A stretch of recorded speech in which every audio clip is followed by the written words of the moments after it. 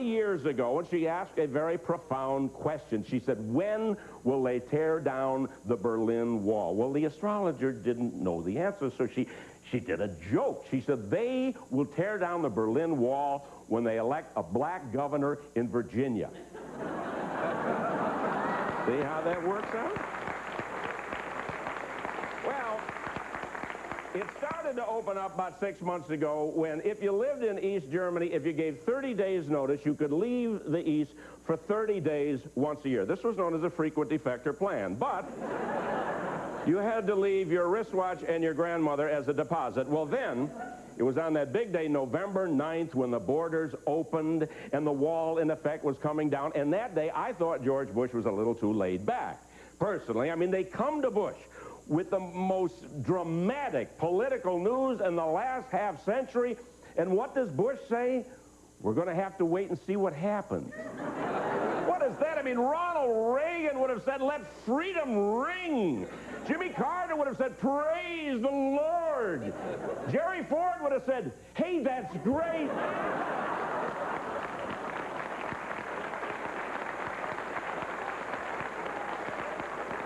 Richard Nixon would have said, I was nowhere near the wall.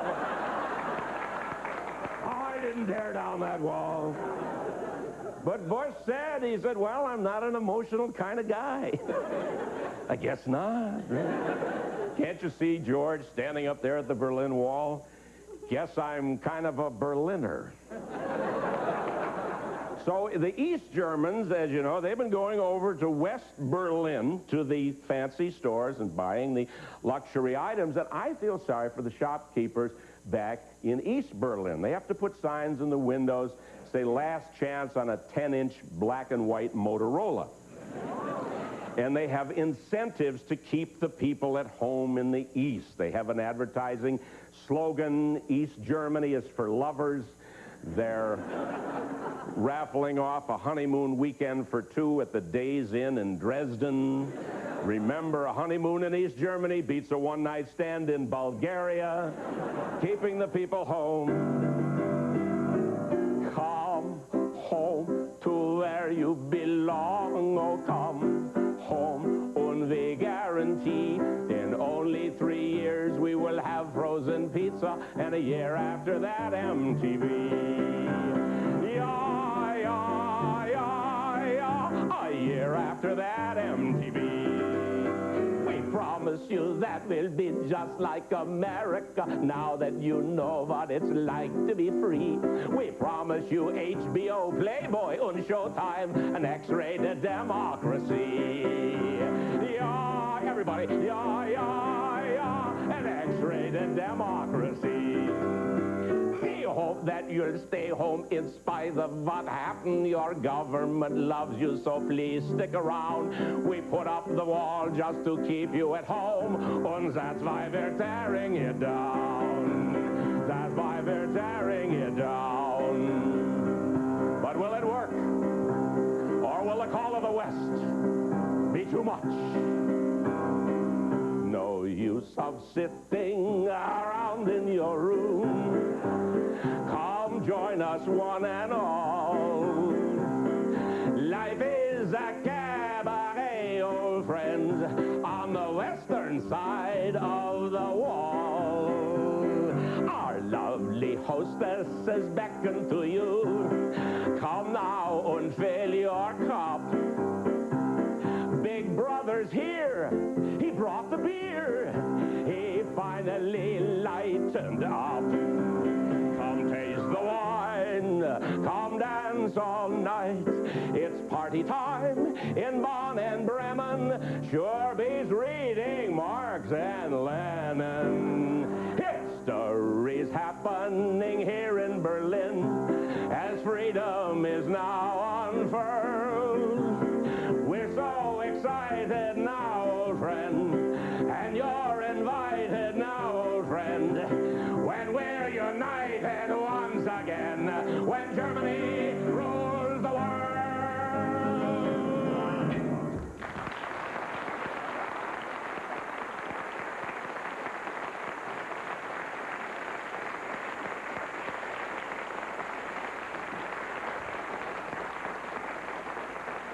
you believe, first time in 40 years, no more Iron Curtain, no more evil empire, no more Russians to kick around anymore.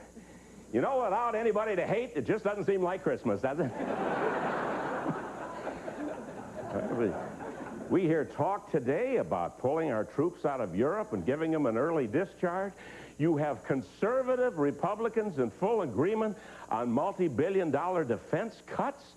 These are the kind of headlines people used to see back in the 60s when they took LSD. Now, there's a new expression in the news. You've probably heard it, and that expression is peace dividend. Peace dividend. What do we get out of all of this as we go from the stick to the carrot, as we make the transition from military hardware to humanitarian domestic needs, like congressional pay raises and cash payments to HUD contractors? All we are saying is give peace a chance. Goodbye, military-industrial complex. Hello, domestic fraud and waste. Well, I'll say this for military hardware. I'll say this for, at least with weapons, you can see what the money is being wasted on. Now, Gorby and Bush had their summit conference there in Malta. And Gorby's got problems. He's got shortages in Russia. He has a deficit. They have a deficit in Russia. Now, when you have a deficit in Russia, you can either pass a balanced budget amendment or you can shoot the finance minister, which in Russia is the same thing. So they had the conference in Malta, and the winds blew, and it was very stormy, and the seas were choppy. And people said, well, who benefited most from the conference, the Americans or the Russians? Neither. It was the guy who sold the Dramamine. These two kings to end the Cold War met in Malta, who's minding the store. So polite while their surrogates fight down in El Salvador. Said Gorby to Bush, I'm filled with hope. I've got problems at home, and I'm trying to cope. George, while we're alone, before I go home, could you spare a few bars of soap? Whoa. The olive branch and not the fist. Cold War fears will not be missed. We're brothers, yet there is one threat. That's Margaret Thatcher when she's peeved.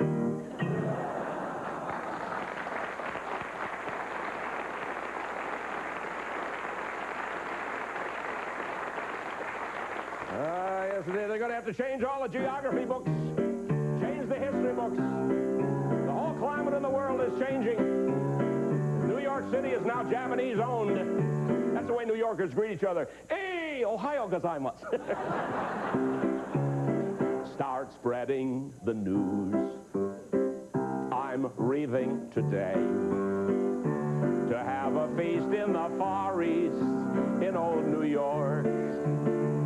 Your vagabond shoes, remove them, oh please, 'cause we do like the Japanese in old New York. Miss Liberty's chemise kimono you will adore. Tip the Shogun at 21 and sit on the floor. Chase Manhattan Bank is now Fuji, New York. Have some raw fish with your Kanish, but bring a fork. You can't go home again. They've got us by the yen, so sayonara, old New York.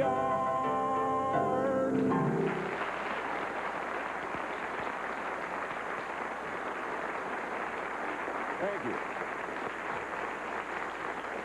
Well, in the 1980s, we had continuous rampant corruption in politics. As we continued to distrust our politicians and wring our hands about what to do about it. What can we do about it? Well, I have some suggestions.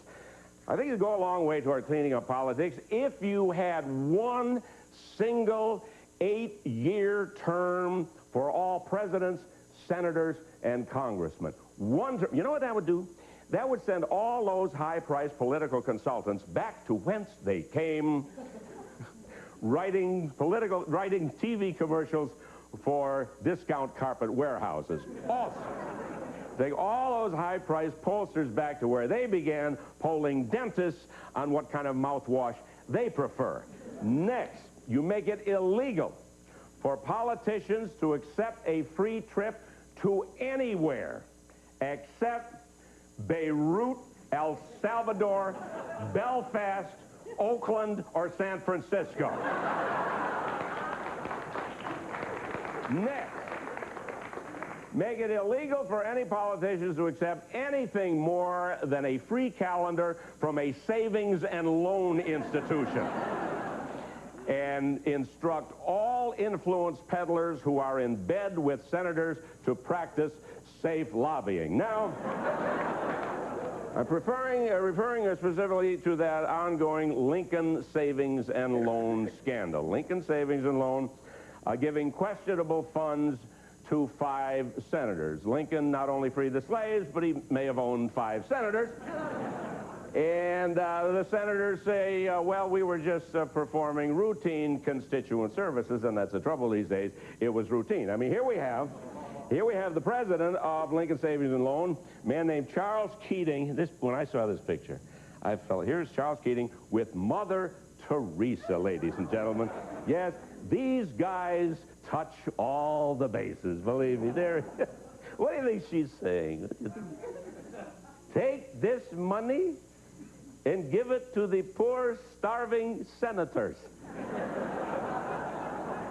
You see, if politicians want to make some money, I mean, they can wait till after they get out of office and do commercials like Tip O'Neill and Al Haig. Yeah, Tip and Al, they are the Bartles and James of the 90s. Yeah, shows Tip O'Neill coming out of a suitcase at the Holiday Inn. They don't tell you how many bellhops, or the Quality Inn, pardon me. Al Haig maybe did, no. They don't tell you how many bellhops at the Quality Inn got a hernia from carrying the suitcase into the room. I mean, if they wanted a motel expert, they should have got Gary Hart. Anyway.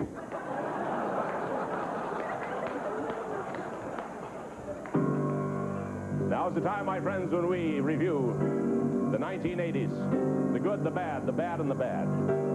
All 10 years woven together in one song, which lasts 40 seconds, so pay attention.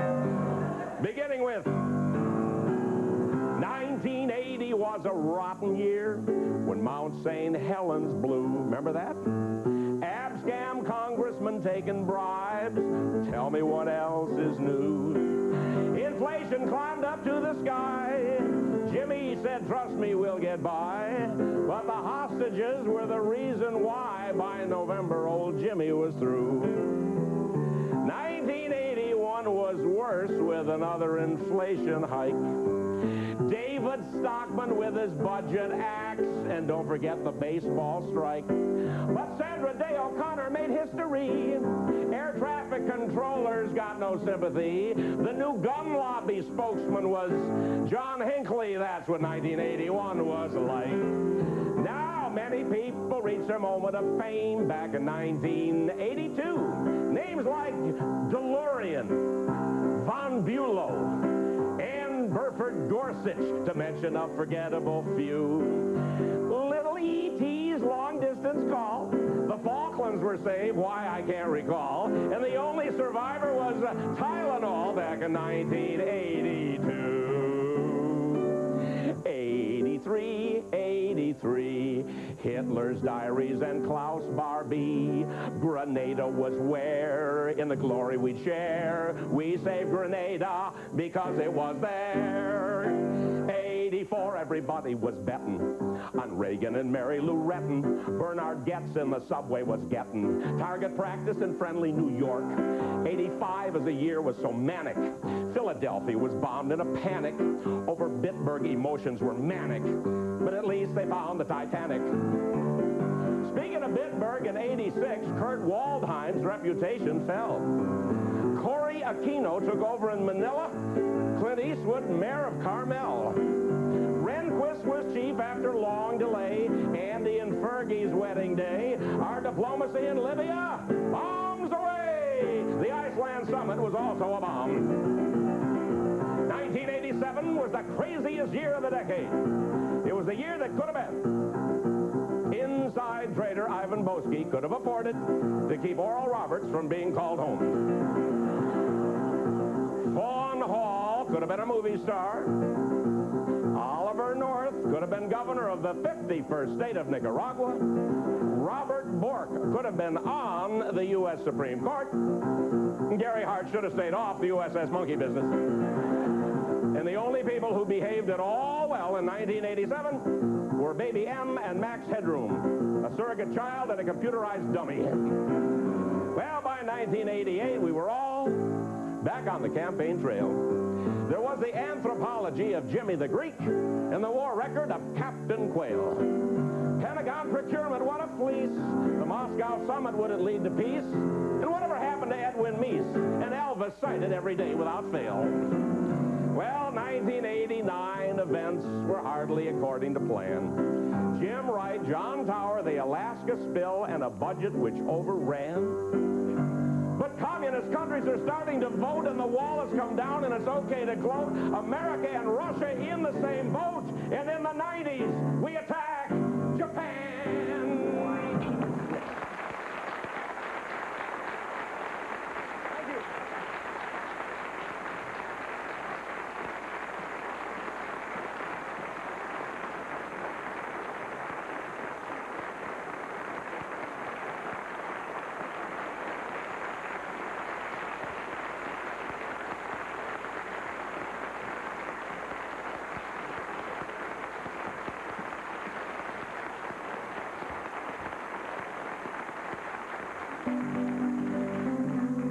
In the 1980s, there was a charge leveled at the young people of our country, the charge that half of them are culturally illiterate. Now, if you're watching, young people, this does not apply to you.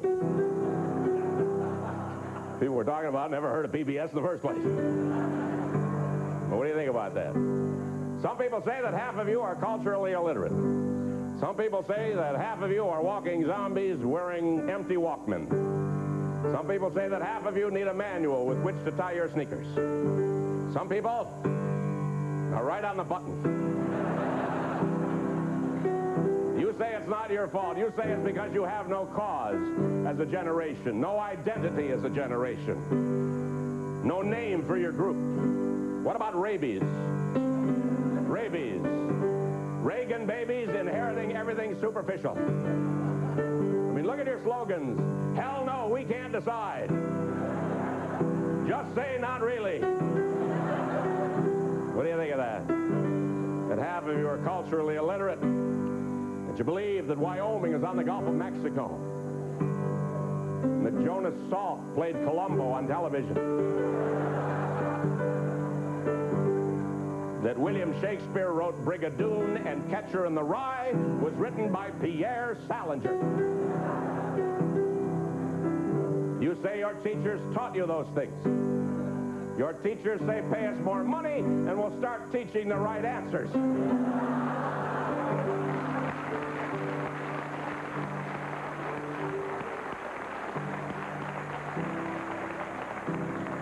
Well, it's the older people who want to give the younger people the benefit of their experience. Just remember, inside of every older person, there is a younger person saying, "What the hell happened?" So how do you feel about that? You, the class of 1990, how do you feel about your valedictorian with a 4.9 grade point average who arrived in this country 6 months ago speaking no English in a rowboat from Saigon? Well, don't worry about her. She's only going to be a brain surgeon. Well, some of you will go to law school.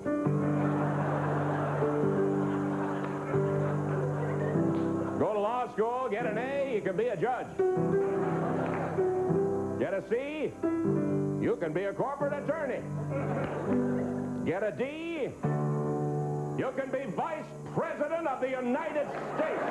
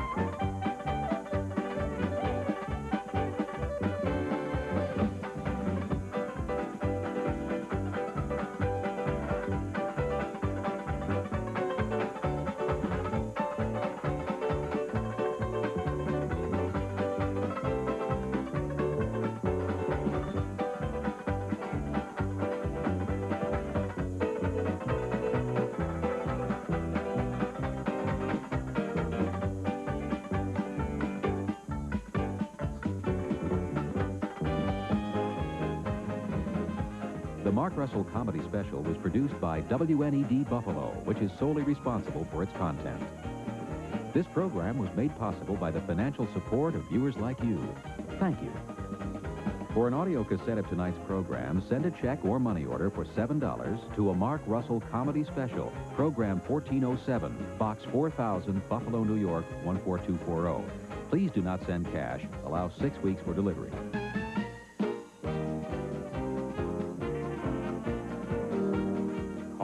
Country 3. Oh, you're serious, Senator. That's what the market is worried about. $1 budget we did. That sounds to you like the national debt. Real good, Mr. President. The directions that don't blow up the latrine. Live from Buffalo, Mark Russell. Ladies and gentlemen, hold it. May I have your attention?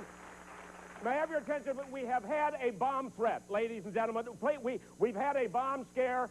Just stand back, please. We got a phone call.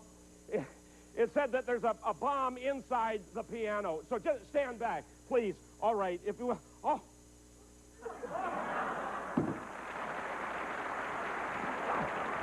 Good evening, and let me be the first to wish all of you a very, very happy 1991. Was 1989 a funny year? Well, if incongruities are funny, it wasn't bad. You remember last January, we wanted Congress's head over the pay raise, but by December, they got their pay raise. It happened so fast, we missed it because we were distracted over the Berlin Wall being pounded into little Christmas stocking stuffers. Last January, George Bush was the flag-wearing champion of the conservatives, but by the end of the year, he was having romantic rendezvous with the Chinese. We had a stock market crash in 1989, but these days, a mere 186 points won't even break up an inside trader squash game at a minimum security prison. So sit back, relax with your favorite New Year's beverage or oat bran, and take a last look at 1989. Viewer discretion is advised, not to mention viewer money. The Oliver North trial was on hold for a long time. It's underway now. Actually, they've thrown away most of the charges against North. Now he's down to jaywalking and leaving the scene of a shredding. No, actually, the only charge really that amounts to anything against North is lying to Congress.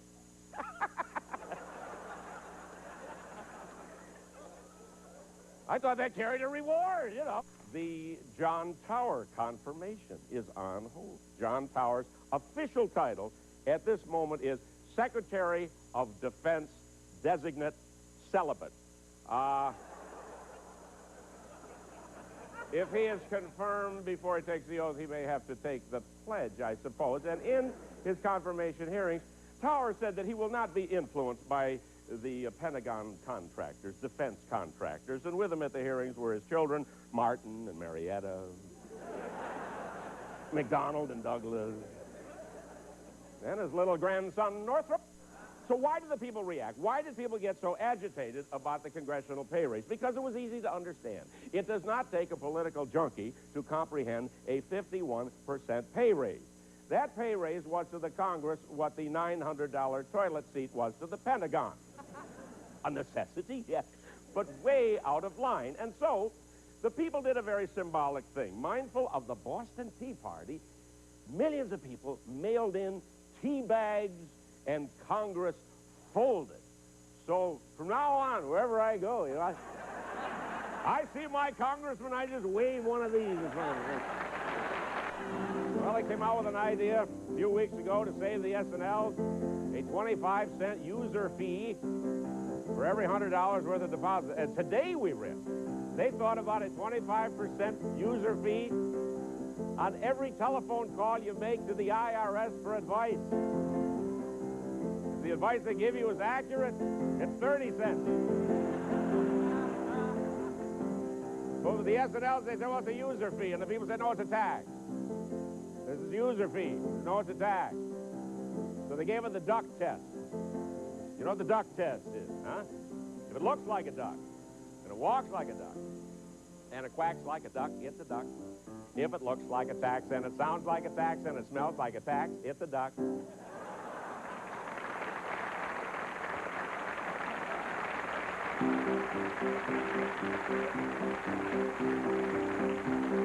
A duck is a tax at our expense, and Washington's a place where it all makes sense. So let the duck season begin as the tax goes waddling in. Now they had to save the S and L's, and they had to do it soon. With a user fee, or was it a duck, or a tax, or a wild balloon? But when it took off, it was under attack. All the people looked up and said, quack, quack, quack. The disguise was incomplete when we saw those little web feet. Now we must remember to read the lips of the man who follows Ronald, 'cause it could portend our feathered friend from Disney, name of Ronald. Revenue enhancement user fee, there's only one identity. It's plain as plain can be, Huey, Dewey, and Louie. If it looks like a duck and it walks like a duck and it quacks like a duck, it's a duck. If it looks like a tax and it sounds like a tax and it smells like a tax, it's a duck. Washington has run amok, first with the quail and then with the duck. There's only one word to howl. Everybody cry foul. There's only one word to howl. Everybody cry foul, whack, whack. First trip George Bush took was over to Tokyo some weeks ago for the funeral of Hirohito. Hirohito died, so the only remaining emperor left is Donald Trump. Well, I felt sorry for Bush. If you saw it on television, it was 7 hours long. In the winter, freezing rain, he's standing there, 7 hours listening to Shinto funeral dirges. He's thinking next time quail comes over for this stuff. Oh, the Exxon tanker had an awful spill. 10 million gallons, it's enough to make you ill. No more salmon, shrimp, or trout, since the captain had passed out, and from his cabin he'll be credited with the kill. While he slept, the ship impaled upon a shoal. And the net result, it takes an awful toll. The captain's problem is abated, and he's rehabilitated. A job awaits in air traffic control. And the spill is growing bigger every day, lubricating everything that's in its way. For 1,000 miles it's spreading, no one knows just where it's heading. It could wind up in our sushi any day. Our Speaker of the House is under siege, my friends, with the emotional, tear-filled speeches, doing a great impersonation of Jimmy Swaggart. You know, just once, wouldn't you like to see a politician come in front of the cameras and say, well, you got me? But no. Well, the big question in Washington is, did the Speaker of the House and his wife violate ethical rules? Well, it depends on whether you believe that two rights don't make a wrong. Swung a little deal, wrote a little book, should have changed the title to I'm Not a Crook. Colleagues in the House, everyone a gem. Ethically, he's on a par with half of them. Both sides busy pointing fingers. Hope the other takes a dive. With all this moral purging, an honest, sober virgin's the only one who will survive. On Capitol Hill, an ethical void. All is suspicious and paranoid. And that's just the chaplain. Oh, what a scene. Reciting his prayers around the guillotine. Republicans can't wait. See them salivate, hoping that they can decapitate a master of the house. Just how must it feel to last about a tenth as long as Tip O'Neill? What a dirty shame, what an awful plot. One day you're in charge and then the next you're not. What will happen in the future? Will we ever see a lasting peace? Someone is arranging a prisoner exchanging. Speaker right for Edwin Meese. Members of the House and the Senate are divine. Getting re-elected is the bottom line. Collecting from the PACs, upping all the bids. For a minute on the evening news, they'd sell their kids. As for Jim Wright and the others, if you threw them out, they won't be missed. All bitterness dissolving, see the door revolving, they'll all come back as lobbyists.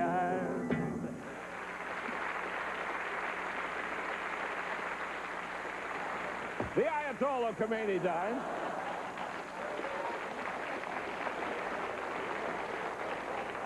And, you know, he's our enemy, and we really don't know how to react. George Bush had to do something, so he laid a wreath at a Persian rug store in Kennebunkport. And I don't know if you saw the funeral. The Ayatollah kept falling out of the casket. So much for the resurrection. Well, I watched the thing. I watched it, and they had the traditional Iranian 21-gun salute fired right into a crowd of dissenters.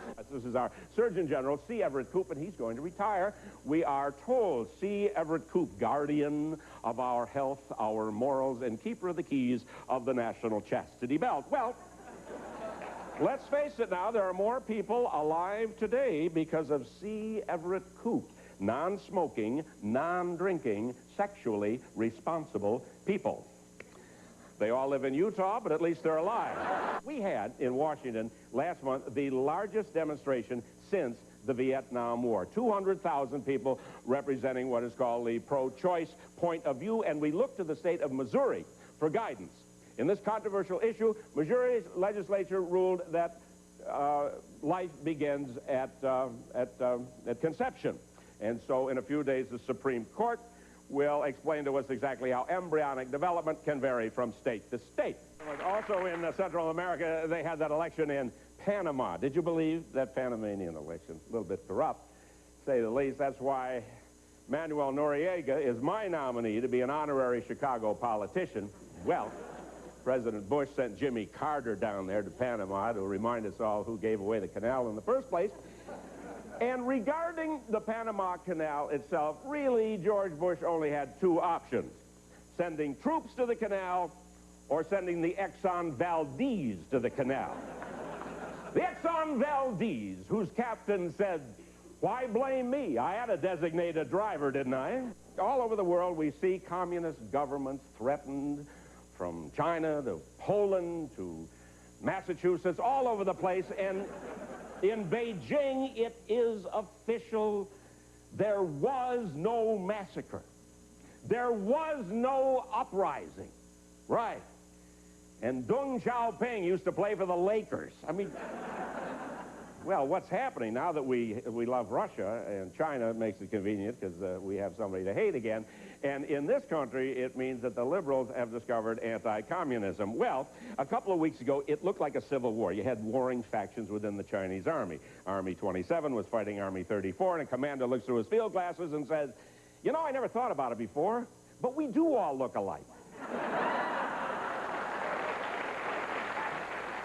Did you see the government, and this affects everybody, it's not particularly political, but we may have to spend 30 cents to mail a letter. Did you see that? Yes, that's outrageous. 30 cents postage to mail a letter, as we all should send a message to the Postal Service: go fax yourself.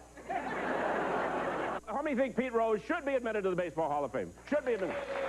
No. How many think should not? Should not be admitted. Should not be admitted. Okay. How many think he should be admitted to the Baseball Hall of Fame, but he should be taken off of the box of Wheaties? What do you think about that? This is the third day of the trial of Jimmy Baker, and Tammy was on television on Monday pleading. She was broadcasting from PTL's new international headquarters at an abandoned bowling alley in Orlando. And she begged us all to send a check to the Jim Baker Legal Defense Fund. Have you done that yet, ladies and gentlemen? Well, think about this now. The future of religious fraud in America hangs in the balance, because if you do not send a check to Jimmy Baker, God could call him home. Of course, if you do send a check to Jimmy Baker, God could call you home. Since our last show, Oliver North was sentenced. The judge says, "Colonel North, I sentence you to 1,200 hours community service working with serious drug offenders in Washington, D.C. North said, "If you don't mind, Your Honor, I'd rather have a jail term." New York City has a big election going on. Mayor Koch running for re-election. Mayor Koch is suing a New Yorker for malicious libel. He really insulted Koch. What happened was, Koch was making a speech, and he yelled out his trademark question, "How am I doing?" And the man told him. This calls for a HUD recruiting song. If you got money problems and you don't know what to do, just call the friendly folks at HUD. They'll come through for you.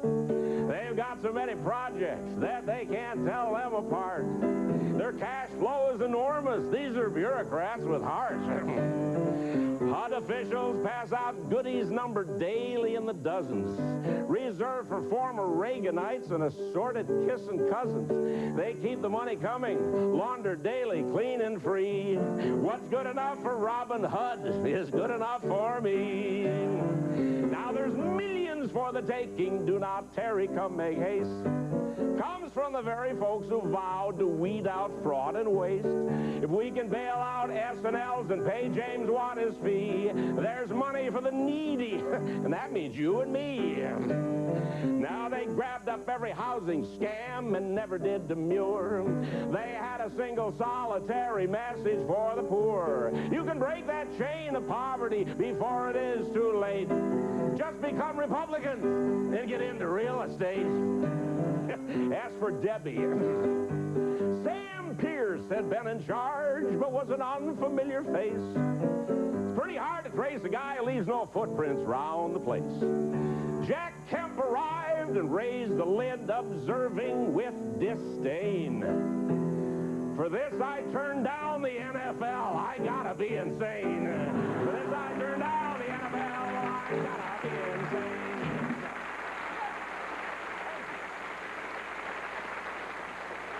Ladies and gentlemen, we are living in a time where Ronald Reagan, affectionately known in the state of California as the Old Gringo, last week went to Japan where he sold Rockefeller Center and himself to the Japanese.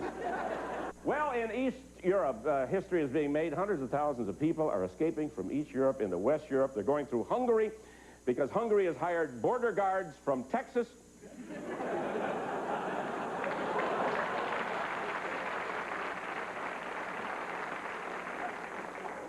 And the famed Hungarian freedom fighter Zsa Zsa Gabor was released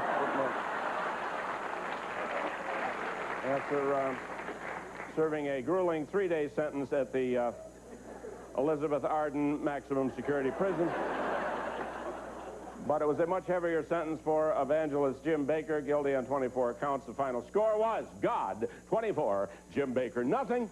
Since our last show, deposed Philippine President Ferdinand Marcos died. He was buried in an unnumbered Swiss grave. Also, Senator John Glenn. That was a scary thing. Somebody punched John Glenn in the jaw. The senator is all right, but he said we ought to take another look at catastrophic health insurance. Also, there was an unsuccessful coup attempt on Manuel Noriega, 3 days after which George Bush sent an emergency message to the anti-Noriega forces, and the message was, ready when you are. President Bush called an education summit meeting last month at the University of Virginia as the nation's 50 governors took up some of the issues of education, such as the alarming number of spelling and grammatical errors on teachers' picket signs. Congress would rather throw out the entire concept of catastrophic health insurance than hang tight on a tax to pay for it, because the congressman went home last summer and they caught it from the well-off senior citizens who clobbered them. I mean, they were blindsided, and they rushed back to Washington and introduced legislation for stronger cane control laws. Now, I want to warn you that Congress is going to ask for another pay raise. And I'm in favor of the congressional pay raise if they go about it in a straightforward manner and not that flim-flam they were handing us earlier this year. Remember when they were saying things like, if we must exact a higher standard of morality on ourselves without a higher pay to go with it, where is the incentive? We cannot spend all day long being ethical and do our jobs at the same time. The day after the Reagans returned from Japan with the $2 million, Nixon went to China. He's still not getting it right, you know, he's just going to... But he's going to China. Henry Kissinger also went to China recently. They both visited with Deng Xiaoping. So I guess the unpleasantness of last summer is Kind of forgotten about it, isn't it? Kind of back to normal, unfortunately. They're off to see the butcher of Tiananmen Square. Because they are ignoring what happened there. Businessmen in recent weeks resuming trades what each one seeks, and kissing dung on both of his cheeks, the butcher of Tiananmen Square. Back on the road to China, everyone's saving face. Because they deny that a massacre ever took place. Look the other way and wink. Business as usual now, I think. 'Cause Pepsi and Coke are the favorite drink of the butcher of Tiananmen Square. Henry's off to China, reliving old glories bestowed. When he was young, don't step on the dung. There on the yellow brick road. A lesson we learn in political science. China was once an evil alliance, but that was before. Today, they're just clients. Back to business in Tiananmen Square.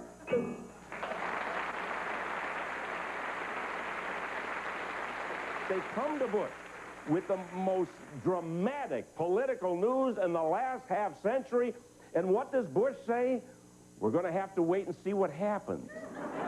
What is that? I mean, Ronald Reagan would have said, let freedom ring. Jimmy Carter would have said, praise the Lord. Jerry Ford would have said, hey, that's great.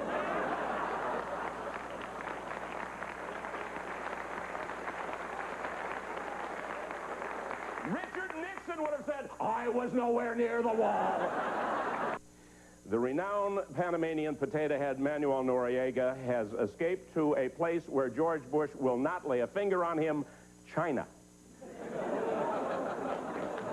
Now, you remember, it was about a month ago, they printed in the paper that there was a plan, a $3 million appropriation for a covert action to overthrow Noriega. A lot of the money was to be used for a new barn door now that the horse is out.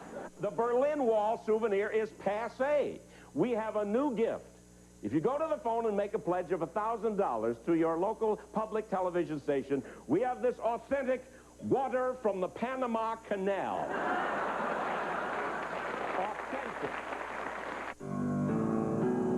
1980 was a rotten year when Mount St. Helens blew. Remember that? Abscam congressmen taking bribes. Tell me what else is new. Inflation climbed up to the sky. Jimmy said, trust me, we'll get by. But the hostages were the reason why by November old Jimmy was through. 1981 was worse with another inflation hike. David Stockman with his budget axe, and don't forget the baseball strike. But Sandra Day O'Connor made history. Air traffic controllers got no sympathy. The new gun lobby spokesman was John Hinckley. That's what 1981 was like. Now, many people reach their moment of fame back in 1982. Names like DeLorean, Von Bulow, and Burford Gorsuch, to mention a forgettable few. Little E.T.'s long-distance call. The Falklands were saved, why I can't recall. And the only survivor was Tylenol back in 1982. 83, Hitler's diaries and Klaus Barbie. Grenada was where, in the glory we'd share. We saved Grenada because it was there. 84, everybody was betting on Reagan and Mary Lou Retton. Bernard Goetz in the subway was getting target practice in friendly New York. 85 as a year was so manic. Philadelphia was bombed in a panic. Over Bitburg, emotions were manic. But at least they found the Titanic. Speaking of Bitburg, in 86, Kurt Waldheim's reputation fell. Corey Aquino took over in Manila. Clint Eastwood, mayor of Carmel. Rehnquist was chief after long delay. Andy and Fergie's wedding day. Our diplomacy in Libya, bombs away. The Iceland summit was also a bomb. 1987 was the craziest year of the decade. It was the year that could have been. Boesky could have afforded to keep Oral Roberts from being called home. Fawn Hall could have been a movie star. Oliver North could have been governor of the 51st state of Nicaragua. Robert Bork could have been on the U.S. Supreme Court. Gary Hart should have stayed off the USS Monkey business.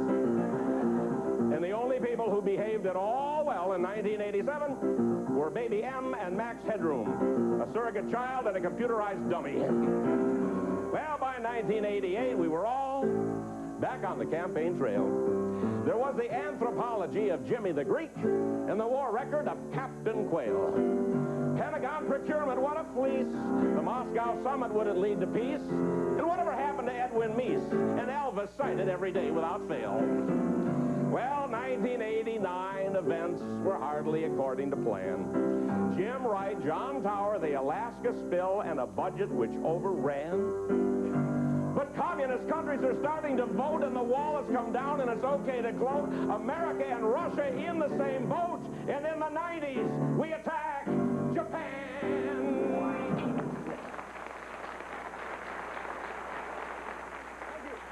Well, that's 1989. Too late to do anything about it now. On to the 90s. Happy New Year, everybody.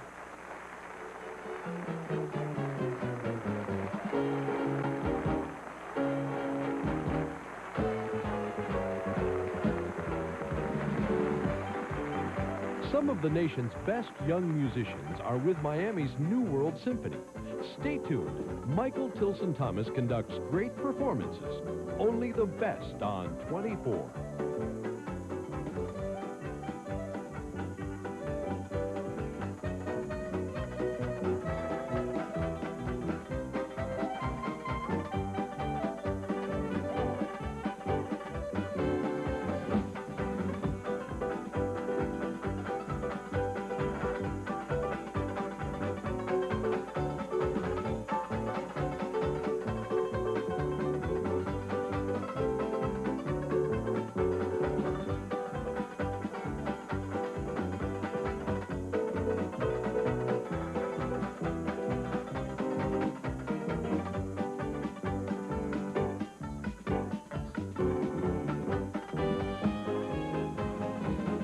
Mark Russell's 89 is a production of WNED-TV, which is solely responsible for its content. This program is made possible by the financial support of viewers like you. Thank you. For an audio cassette of tonight's program, send a check or money order for $7 to Mark Russell's 89, program number 1408, Box 4000, Buffalo, New York, 14240. Please do not send cash. Allow 6 weeks for delivery. This is PBS. Next on Nova. We've now realized that the visible universe is only a fraction of what may be there. What I call the invisible universe may be as important as the part that we can see. The IRAS space project made the invisible visible and was a triumph of space technology. Countdown to the invisible universe. That's next time on Nova. Tuesday night at 8, here on Channel 24. Membership pledges provide the majority of funds needed for Channel 24 to continue broadcasting the programs you enjoy. If you became a member during our December campaign, please be sure to return your pledge payment when your notice arrives in the mail. And if you didn't call in a pledge, it's not too late. Simply write out a check for $35 or more and send it to Channel 24, Post Office Box 1324, Orlando 32802. Your membership will allow Channel 24 to continue bringing you only the best in programming. Thanks. My father, he didn't care for me dancing. He goes to my mother and says, you know, our #1 son, something wrong somewhere. What we wanted to do wasn't being done by the